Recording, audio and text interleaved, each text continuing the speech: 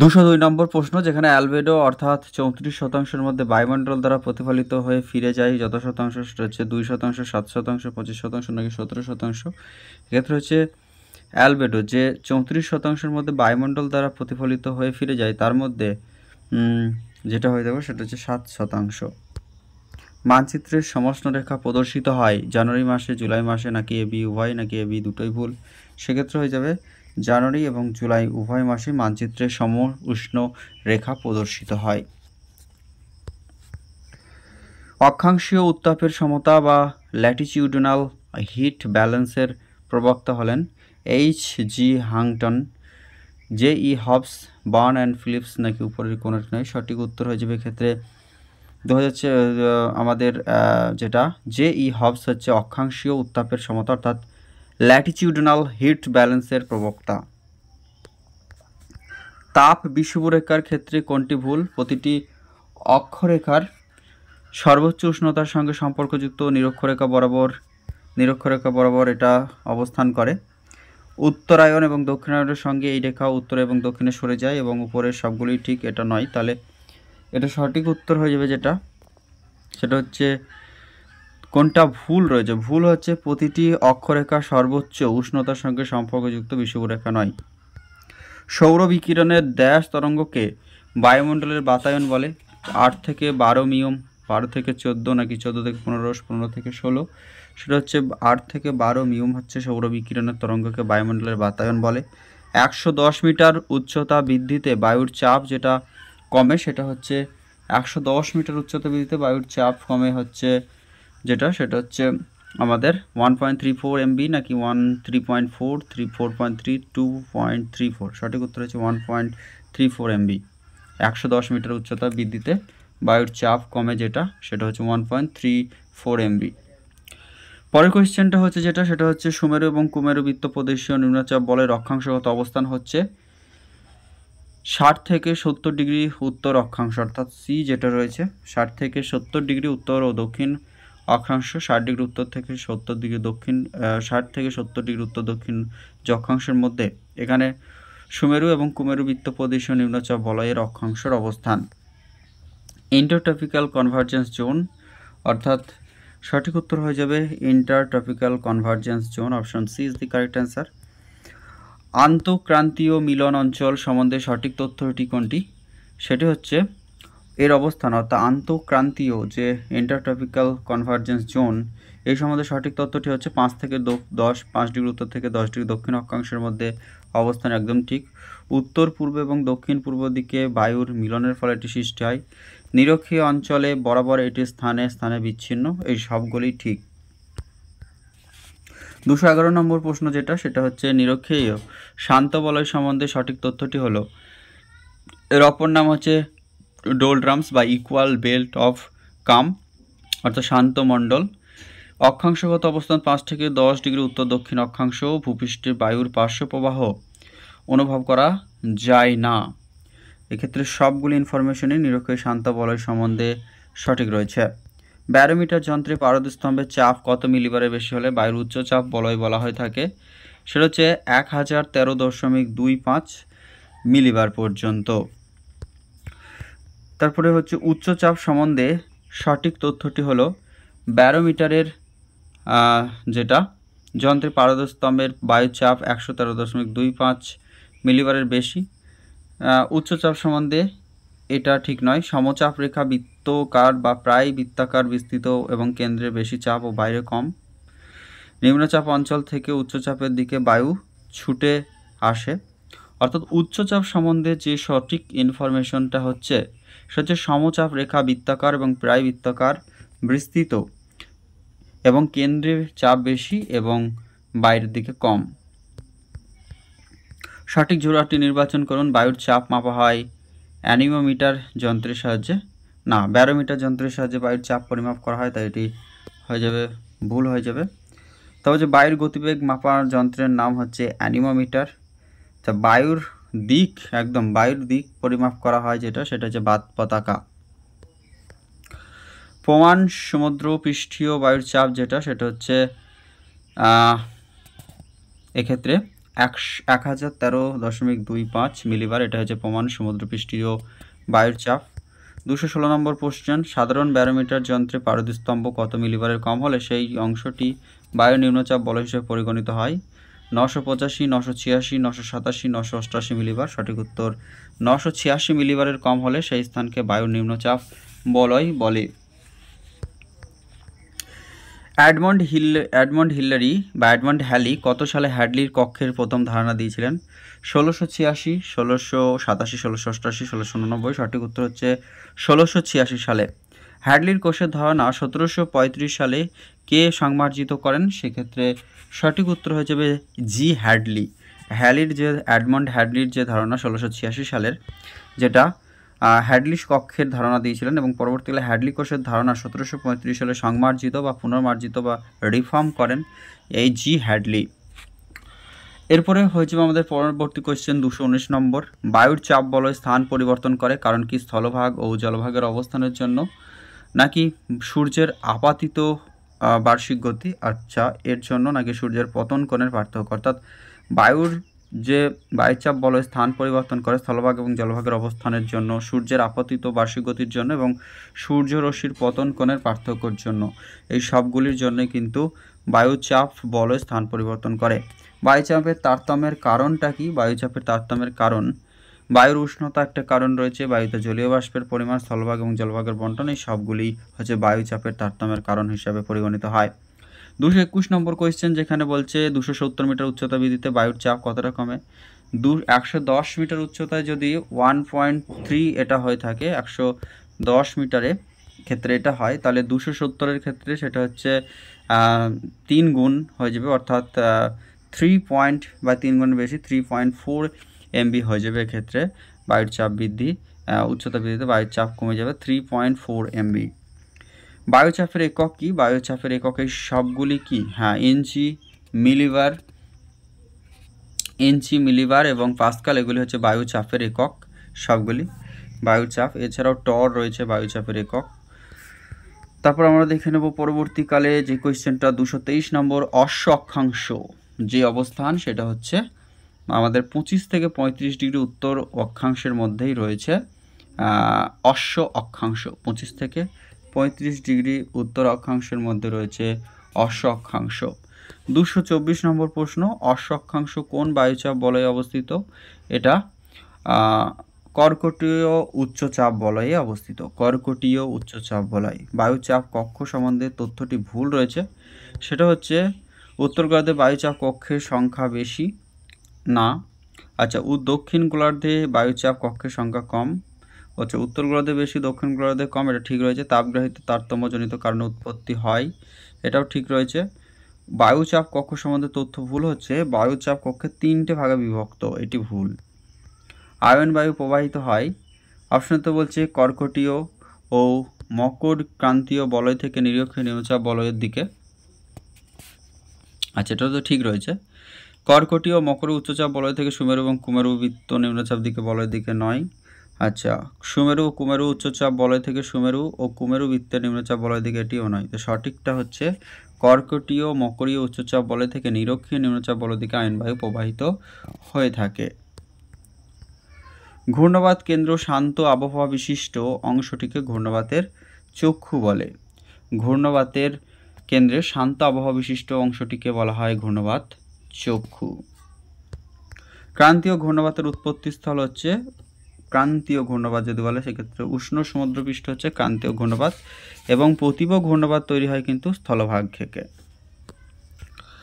ক্রান্তীয় ঘূর্ণবাত সৃষ্টির জন্য সমুদ্র জলের তাপমাত্রা কমপক্ষে হওয়া দরকার 24 ডিগ্রি, 25 ডিগ্রি, নাকি 26 ডিগ্রি সেন্টিগ্রেড বা সেলসিয়াস বা 27 ডিগ্রি সেন্টিগ্রেড তাপমাত্রা? তাহলে ক্ষেত্রে সঠিক উত্তরটি হয়ে যাবে ক্রান্তীয় ঘূর্ণবাত সৃষ্টির জন্য সমুদ্র জলের তাপমাত্রা কমপক্ষে হওয়া দরকার 27 ডিগ্রি সেন্টিগ্রেড ক্রান্তীয় ঘূর্ণিবাতের ক্ষেত্রে। ঘূর্ণবাতের বৈশিষ্ট্যের কোনটি ভুল রয়েছে? ঘূর্ণবাতের কেন্দ্রে বায়ুর চাপ 600 থেকে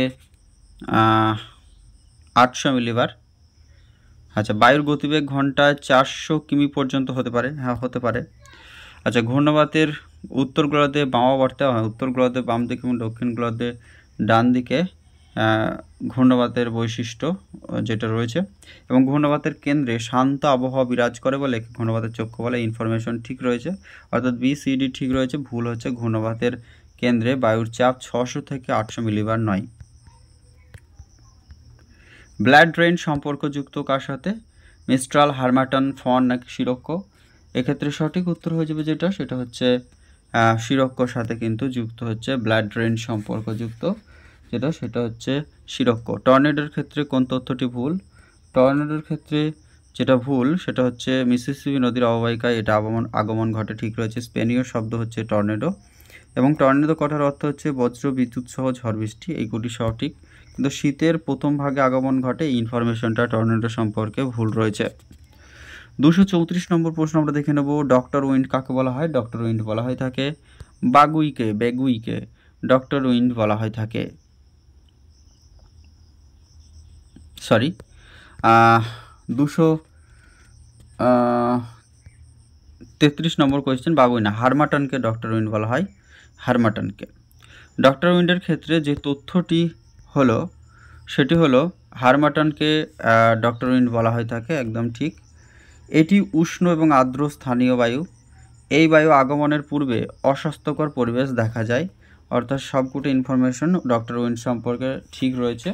এটা হারমাটন বায়ু, এবং এই হারমাটন বায়ু উষ্ণ আর্দ্র স্থানীয় বায়ু, এবং এটি আগমনের পূর্বে অবশ্যই একটি শান্ত অস্বাস্থ্যকর পরিবেশ লক্ষ্য করা যায়। ঘূর্ণবাতের প্রবক্তাকে হার্নি পেডিংটন, ফ্রিজারি, জে বার্কান্স, ব্রিজার্কনেস নাকি টর বার্জেরন? সঠিক উত্তর হবে 235 নম্বরের ক্ষেত্রে হেনরি পেডিংটন হচ্ছেন ঘূর্ণবাতের বা সাইক্লোনের প্রবক্তা। উইলি এর উৎপত্তিস্থল কোথায়? উত্তর ভারত মহাসাগর, জাপান সাগর, দক্ষিণ ভারত মহাসাগর, দক্ষিণ চীন সাগর। এটা হচ্ছে দক্ষিণ ভারত মহাসাগর, যেটা উইলি, এটা অস্ট্রেলিয়াতে বলা হয়ে থাকে উইলি। আচ্ছা, এই উইলির উৎপত্তি হচ্ছে দক্ষিণ ভারত মহাসাগর। 237 নম্বর কোয়েশ্চেন, ভুল জোড়াটি কোনটি? অপশন হতে হচ্ছে ব্যাগুই হচ্ছে উত্তর ভারত মহাসাগরে অবস্থিত, টাইফুন দক্ষিণ চীন সাগরে হয়ে থাকে, হ্যারিকেন ক্যারিবিয়ান সাগরে হয়ে থাকে। কিন্তু টাইফুন এইটা ভুল রয়েছে, টাইফুন দক্ষিণ ভারত মহাসাগরে নয়। পশ্চিম আটলান্টিক মহাসাগর হচ্ছে ঘূর্ণবাতের উৎপত্তি স্থল, পশ্চিম আটলান্টিক মহাসাগর বলছে, তাই সঠিক উত্তর হয়ে যাবে যেটা টর্নেডো, ক্যাটরিনা, রিটা, এই সবগুলি কিন্তু দক্ষিণ আটলান্টিক মহাসাগরে হলো ঘূর্ণবাতের উৎপত্তি স্থল। মেরু সীমান্ত মতবাদের প্রবক্তা হচ্ছেন বার্কনেস, জে বার্কনেস, সোলবার্গ, এরা সবাই হচ্ছে মেরু সীমান্ত বায়ুর সমর্থক। এবং 240 নম্বর কোয়েশ্চেন, নাতিশীতোষ্ণ ঘূর্ণবাতের উৎপত্তি হয় কোথায়? দুটি ভিন্নধর্মী বায়ুর মিলনে, দুটি সমধর্মী বায়ুর মিলনে, উষ্ণ আর্দ্র বায়ুর মিলনে, শুষ্ক শীতল বায়ুর মিলনে। সঠিক উত্তর হচ্ছে দুটি ভিন্নধর্মী বায়ুর মিলনে কিন্তু হয়ে থাকে নাতিশীতোষ্ণ ঘূর্ণবাতের উৎপত্তি। প্রতিভ ঘূর্ণবাতে যেরকম আবহাওয়া থাকে সেক্ষেত্রে থাকে যেটা, সেটা হচ্ছে মেঘমুক্ত আকাশ থাকে, হচ্ছে প্রতিভ ঘূর্ণবাতে আবহাওয়া, মেঘমুক্ত আকাশ। প্রতিভ ঘূর্ণবাতের সৃষ্টি হয়ে থাকে অবশ্যই আমাদের অভ্যন্তরীণ স্থলভাগের মধ্যে। অপশন সি হয়ে যাবে কারেক্ট উত্তর। তারপর হচ্ছে 243 নম্বর, যেটা সেক্ষেত্রে বলছে ঘূর্ণবাতের শক্তির উৎসস্থল কোথায়? ঘূর্ণবাতের শক্তির উৎসস্থল যদি বলা হয় জলীয় বাষ্প এবং অন্তর্নিহিত নীলতফ হচ্ছে এই যেটা, সেটাই হচ্ছে আমাদের ঘূর্ণবাতের শক্তির উৎসস্থল। ঘূর্ণবাতের অবস্থান ও গতিপথ পরিবর্তিত হয় উত্তরায়ণের সময়, অবশ্যই এক্ষেত্রে দক্ষিণায়নের সময় নাকি উভয়ের ক্ষেত্রে কিন্তু হয়ে থাকে ঘূর্ণবাতের অবস্থান ও গতিপথ পরিবর্তিত হয়ে থাকে। 245 নম্বর কোয়েশ্চেন, নাতিশীতোষ্ণ ঘূর্ণবাত দেখা যায় কিউমুলাস মেঘ, কিউমুলোনিম্বাস মেঘ, স্ট্র্যাটাস মেঘ। নাতিশীতোষ্ণ বলছে, তাই স্ট্র্যাটাস মেঘ হয়ে যাবে ক্ষেত্রে সঠিক উত্তর। 246 নম্বর কোয়েশ্চেন, ঘূর্ণবাত সচল রাখতে শক্তির যোগান আসে যেখান থেকে, সেটা কি? তাপীয় নীলতাপ এবং আমাদের জলীয় বাষ্প। এখনই রিপিট কোয়েশ্চেন এটা। নেক্সট হচ্ছে স্যাপিরো ও স্কাইসার মডেলের কোন বিষয়ে ধারণা পাওয়া যায়? নাতিশীতোষ্ণ ঘূর্ণবাত নাকি আমাদের যেটা রয়েছে সৌর মৌসুমি বায়ু, ভূমিকম্প না উষ্ণতা তারতম্য, অবশ্যই স্যাফিরো এবং কাইজার মডেল যে বিষয়ের সাথে সম্পর্কিত সেটা হচ্ছে নাতিশীতোষ্ণ ঘূর্ণবাত। উষ্ণ শীতল সীমান্ত সৃষ্টি করে মধ্য অক্ষাংশীয় ঘূর্ণবাত, ক্রান্তীয় ঘূর্ণবাত, বজ্র ঝঞ্ঝা না প্রবল বর্ষণ। উষ্ণ এবং শীতল যেটা নাতিশীতোষ্ণ অর্থাৎ মধ্য অক্ষাংশীয় ঘূর্ণবাত। নেক্সট হচ্ছে যেটা সেটা হচ্ছে নাতিশীতোষ্ণ ঘূর্ণবাতের সমচাপ রেখার ব্যবধান কেন্দ্র অর্থাৎ বাইরের মধ্যে চাপের যে ব্যবধান থাকে সেটা হচ্ছে 10 থেকে 20 মিলিবার। নাতিশীতোষ্ণ ঘূর্ণবাতের উৎপত্তি সম্পর্কে মতবাদগুলি হলো যেটা মেরু সীমান্ত ও তরঙ্গ মতবাদ, ব্যারোক্লিনিক মতবাদ। এ ও বি দুটোই ঠিক নাকি এ বি দুটোই ভুল? সঠিক উত্তর হচ্ছে এ বি দুটোই ঠিক। অর্থাৎ নাতিশীতোষ্ণ ঘূর্ণবাতের সম্পর্কে যে মতবাদগুলো রয়েছে মেরু সীমান্ত বা তরঙ্গ মতবাদ এবং একই সাথে ব্যারোক্লিনিক মতবাদ। মধ্য অক্ষাংশীয় ঘূর্ণবাত দুটি ভিন্ন ধর্মের সীমান্ত মিলে যে সীমান্তের সৃষ্টি হয় তাকে কি বলে? শীতল সীমান্ত, উষ্ণ সীমান্ত, অবরুদ্ধ সীমান্ত বা অন্তর্ধিত সীমান্ত, অন্তর্কালীন সীমান্ত। এক্ষেত্রে সঠিক উত্তর হবে অবরুদ্ধ বা অন্তর্ধিত সীমান্ত হচ্ছে মধ্য অক্ষাংশীয় ঘূর্ণবাত দুটির ভিন্ন ধর্মীয় সীমান্ত মিলে যে সীমান্তের সৃষ্টি করে তাকে বলে অবরুদ্ধ সীমান্ত বা অন্তর্ধিত সীমান্ত। 252 নম্বর এখানে চলে যাব। তারপর 252 বলছে মৌসুমী বায়ুর ক্ষেত্রে কোনটি ভুল? মৌসুমী বায়ু এক প্রকার সাময়িক বায়ু, একদম ঠিক রয়েছে, কারণ মৌসুমী বায়ু একটা নির্দিষ্ট সিজনে কিন্তু এই বায়ু হয়ে থাকে। তারপর হচ্ছে স্থলবায়ু এবং সমুদ্র বায়ুর বৃহৎ সংস্করণ, এটা একটি গ্রীষ্মকালে প্রবাহিত হয়ে থাকে মৌসুমী বায়ু, কিন্তু শীতকালে প্রবাহিত হয় না, এটা কিন্তু নয়। মৌসুমী বায়ু কিন্তু শীতকালেও প্রবাহিত হয়। মৌসুমী বায়ুর সৃষ্টির প্রথাগত তাপীয় ধরনের প্রবক্তা হলেন option A Edmond Halley, P Koteswaram, Farrell নাকি পিকার্ডি। সঠিক উত্তর হয়ে যাবে 253 নম্বর কোয়েশ্চেন। মৌসুমী বায়ুর সৃষ্টির প্রথাগত তাপীয় ধরনের প্রবক্তা হলেন এডমন্ড হ্যালি। থার্মাল ইঞ্জিন থিওরির প্রবক্তা হলেন তিনি হলেন পি কোটেশ্বরম, তিনি থার্মাল ইঞ্জিন থিওরির প্রবক্তা। মৌসুমী বায়ু সংক্রান্ত জেট স্ট্রিম তত্ত্বের ভুল কোনটি? এটি হলো একটি প্রাচীন মতবাদ। আচ্ছা, জেট স্ট্রিম তত্ত্বে ভুল যেটা রয়েছে, আচ্ছা পশ্চিমী জেট সরে গেলে মৌসুমী বায়ুর আগমন ঘটে, একদম ঠিক রয়েছে। তাহলে ক্ষেত্রে সঠিক হয়ে যাবে যে ভুল ইনফরমেশন যেটা রয়েছে মৌসুমী বায়ুর জেট স্ট্রিম তত্ত্বে সেটা হচ্ছে এটি হলো একটি প্রাচীন মতবাদ। মৌসুমী বায়ুর অনিশ্চয়তার কারণ হিসেবে কোনটি ঠিক? বিশ্ব উষ্ণায়ন, এল নিনোর প্রভাব, জেট স্ট্রিমের প্রভাব, সবগুলিই ঠিক। এক্ষেত্রে সঠিক উত্তর হয়ে যাবে সবগুলিই কিন্তু জেট স্ট্রিমের অনিশ্চয়তার কারণ হিসাবে সঠিক রয়েছে। এডমন্ড হ্যালি কত খ্রিস্টাব্দে প্রথাগত তাপীয় ধারণা দিয়েছিলেন? তিনি 1686 সালে প্রথম এডমন্ড হ্যালি প্রথাগত তাপীয় ধারণা দিয়েছিলেন। এল নিনোর ক্ষেত্রে কোনটি সঠিক? এটি শীতল প্রকৃতির সমুদ্র স্রোত নয়, যেটা সেটা কিন্তু ভুল। এটা হচ্ছে যেটা এল নিনোর ক্ষেত্রে কোনটি সঠিক বলেছে, আর ইচ্ছা এল নিনো সম্পর্কে কোনটি সঠিক সেটা বলেছে। আচ্ছা, এটা শীতল আচ্ছা এটা একটু উষ্ণ স্রোত, মানে শীতল প্রকৃতির স্রোত নয়, তার মানে এটা একটা উষ্ণ স্রোত। 12 থেকে 14 মাস এটা স্থায়ী হয় মোটামুটি, এবং এর প্রভাবে সমুদ্রের জলের ভারসাম্য ঠিক থাকে, এটাও ঠিক। তাহলে উপরের সবগুলি হচ্ছে এল নিনো সম্পর্কে সঠিক। লা নিনোর ক্ষেত্রে কোন তথ্যটি ভুল? এটি শীতল প্রকৃতির সমুদ্র স্রোত, একদম ঠিক রয়েছে। তারপরে আমরা দেখে নেব যে এটি খুব স্বল্পস্থায়ী, মানে এল নিনো হচ্ছে দীর্ঘস্থায়ী, লা নিনো হচ্ছে স্বল্পস্থায়ী। এর প্রভাবে সমুদ্রের জলের ভারসাম্য ঠিক থাকে, অবশ্যই লা নিনো এবং এল নিনোর ফলে সমুদ্রের জলের ভারসাম্য ঠিক থাকে।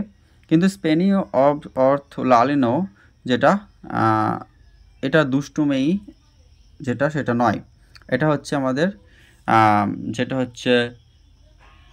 হচ্ছে আমাদের সেটা হচ্ছে কি বলবো, দুষ্টু মেয়ে নয়, দুষ্টু ছেলে বা দুষ্টু বলা হয়ে থাকে। এল নিনোকে বলা হয়ে থাকে শিশু খ্রিস্ট বা দুষ্টু ছেলে, আর এটা হচ্ছে শান্ত মেয়ে। লা নিনোর অর্থ হচ্ছে শান্ত মেয়ে, দুষ্টু মেয়ে না। এনসু এর প্রবক্তা হলেন তিনি হলেন এডওয়ার্ড গিলবার্ট হচ্ছেন এনসু, যেটা আমাদের এনসু এর প্রবক্তা হলেন ওয়াকার গিলবার্ট।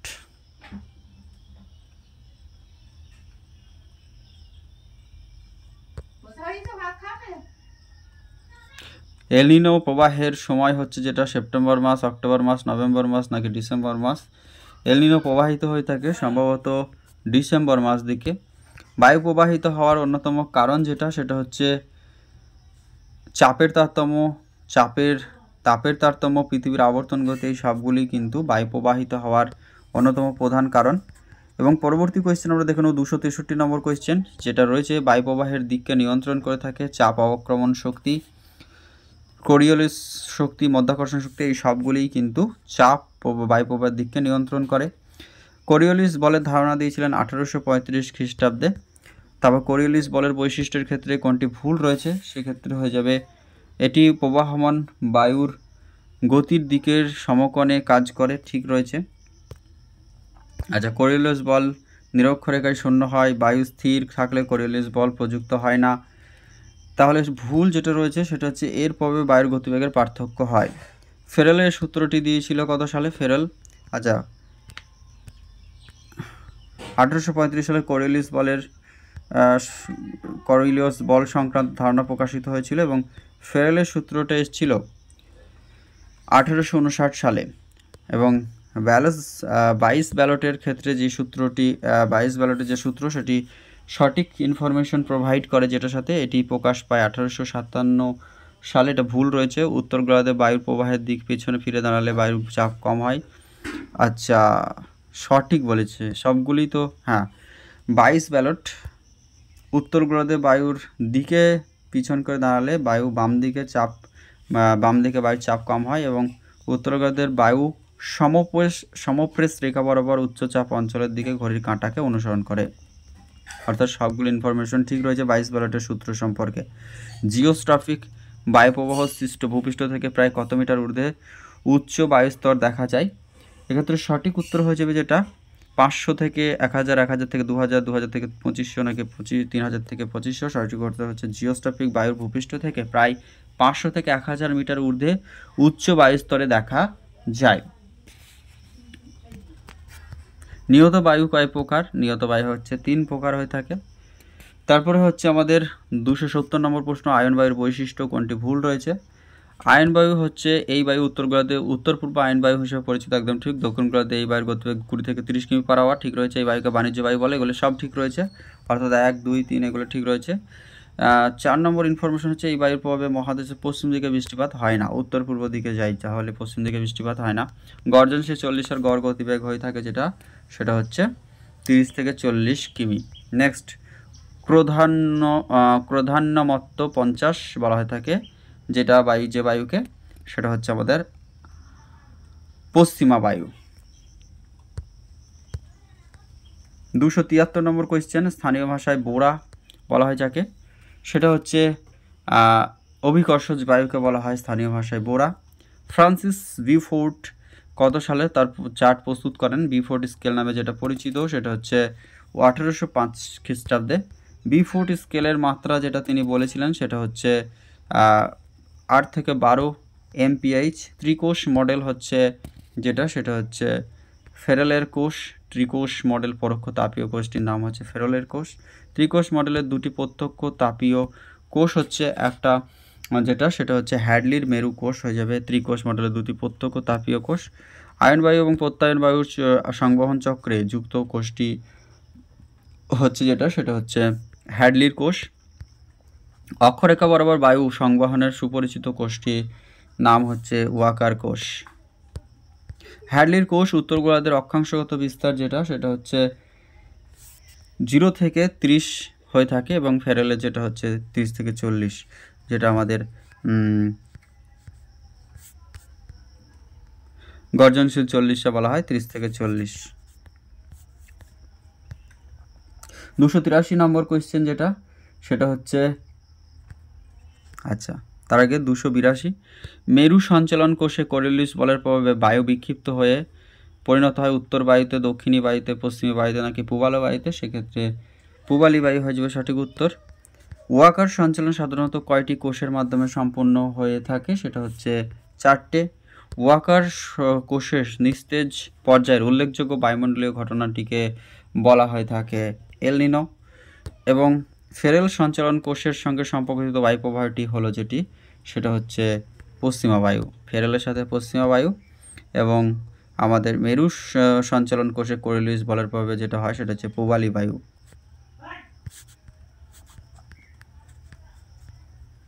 ওজন হোল এটা যে কারণে হয়ে থাকে সেটা হচ্ছে সিএফসি বা ক্লোরোফ্লোরো কার্বনের জন্য। 287 নম্বর কোয়েশ্চেন, কার্বন মনোক্সাইডের প্রভাবে অ্যাজমা হয়, বন্ধ্যাত্ব হয়, জন্মগত ত্রুটি হয়, মাথা ধরে, এটা হতে পারে লক্ষণ কার্বন মনোক্সাইড CO এর ক্ষতিগ্রস্ত প্রভাবের জন্য। 288 নম্বর, 1900 থেকে 2000 সালের মধ্যে পৃথিবীর গড় তাপমাত্রা বেড়েছে সেটা হচ্ছে মাত্র 1 ডিগ্রি সেন্টিগ্রেড। 1900 থেকে 2100 বছরে পৃথিবীর গড় তাপমাত্রা 1 ডিগ্রি সেন্টিগ্রেড বৃদ্ধি পেয়েছে। আন্তর্জাতিক ওজন সুরক্ষা দিবস পালন করা হয় 16 September. Option C is the correct answer. তারপরে হচ্ছে কোন গ্যাস বায়ুমণ্ডলে বেশি করে বৃদ্ধি পাচ্ছে, সেটা হচ্ছে ক্লোরোফ্লোরোকার্বন বা সিএফসি। এই গ্রিনহাউস গ্যাসটি সবথেকে বেশি মাত্রায় কোন গ্যাস বায়ুমণ্ডলে বেশি করে বৃদ্ধি পাচ্ছে? অবশ্যই সবথেকে বেশি ক্ষতিকারক যে সমস্ত নিষ্ক্রিয় গ্যাসগুলো রয়েছে, গ্যাসটি প্রতিনিয়ত বৃদ্ধি পাচ্ছে, সেটা হচ্ছে কার্বন ডাইঅক্সাইড। নেক্সট হচ্ছে বায়ুমণ্ডলের সৌর পর্দা কোনটি? ওজোন এক্ষেত্রে হয়ে যাবে সঠিক উত্তর O3। নেক্সট 292 নম্বরের কোয়েশ্চেন, ল্যাব্রাডর হচ্ছে একটি শীতল স্রোত। নেক্সট গ্রিনহাউস গ্যাসগুলির মধ্যে সর্বাপেক্ষা গুরুত্বপূর্ণ গ্যাসটি হচ্ছে সেটা হচ্ছে কার্বন ডাইঅক্সাইড রয়েছে, মিথেন রয়েছে, সালফার ডাইঅক্সাইড রয়েছে, সিএফসি যেটা রয়েছে। তাহলে সঠিক উত্তরের ক্ষেত্রে হয়ে যাবে 293 কোয়েশ্চেনের, সেটা হচ্ছে কার্বন ডাইঅক্সাইড। নেক্সট হচ্ছে ওজনের ঘনত্ব পরিমাপক যন্ত্রের নাম হচ্ছে সেটা হচ্ছে আমাদের স্পেকট্রোমিটার। ঘনত্ব মাপা হয় স্পেকট্রোমিটার। সবচেয়ে বেশি ওজন স্তর ধ্বংস হয় যে কালে, সেটা হচ্ছে ওজন স্তর ধ্বংস হয় বসন্তকালে। ওজন স্তর সবথেকে বেশি ধ্বংস হয় বসন্তকালে। 296 নম্বরের কোয়েশ্চেন, কত বছর আবহাওয়ার গড়ের উপর কোন স্থানের জলবায়ু নির্ভর করে? সেটা হচ্ছে 35 বছর হয়ে যাবে ক্ষেত্রে সঠিক উত্তরটি। কোনো অঞ্চলে 25 থেকে 35 বছরের যে আবহাওয়া সেটাকে ওই অঞ্চলের জলবায়ু বলা হয়। পৃথিবীতে উত্তপ্ত করতে গড় সৌরতাপ শতভাগ কত ভাগ? সেটা হচ্ছে আমাদের 297 কোয়েশ্চেন হচ্ছে 65 ভাগ। পৃথিবীকে উত্তপ্ত করে গড় সৌরতাপের 65 ভাগ। সৌরশক্তির কত শতাংশ বায়ুমণ্ডল দ্বারা শোষিত হয়? সৌরশক্তির কত শতাংশ? 18, 19, 20 নাকি সঠিক উত্তর হয়ে যাবে 19%। বায়ুমণ্ডল সৌরশক্তির যত শতাংশ বায়ুমণ্ডল দ্বারা শোষিত হয় 19%। যত উচ্চ অক্ষাংশে যাওয়া যাবে তত উষ্ণতা কমতে থাকবে বা কমে যায়। উষ্ণমণ্ডলে বার্ষিক গড় তাপমাত্রা হচ্ছে 27 ডিগ্রি সেন্টিগ্রেড। তো ফ্রেন্ডস, এই ছিল ক্লাসটি। Thank you so much for watching this video.